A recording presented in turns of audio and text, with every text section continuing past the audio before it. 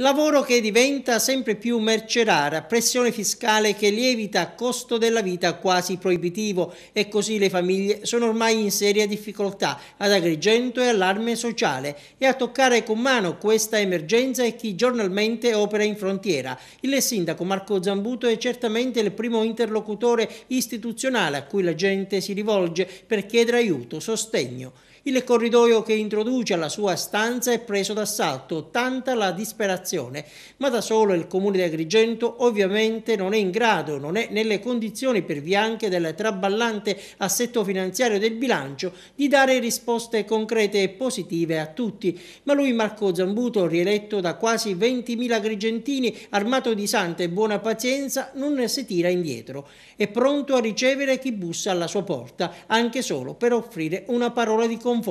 e da oggi il sindaco è disponibile a dialogare, a confrontarsi, a prestare orecchio alle esigenze dei cittadini non solo attraverso il rapporto diretto e il contatto fisico, ma anche in modo virtuale. Intendiamo mettere in atto un rapporto diretto con tutta la città tramite un sistema di Twitter e tramite un numero verde per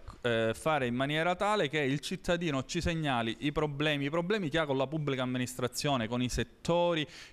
con i servizi del comune, in modo tale da riuscire a mettere in atto una macchina che sia la più efficiente possibile. Vedete, oggi a rispondere sempre in prima persona nella città è il sindaco con la sua amministrazione. Avendo questo rapporto diretto con la città metteremo in evidenza anche e soprattutto le inefficienze, le cose che ci sono da migliorare, i problemi, le soluzioni che dobbiamo dare perché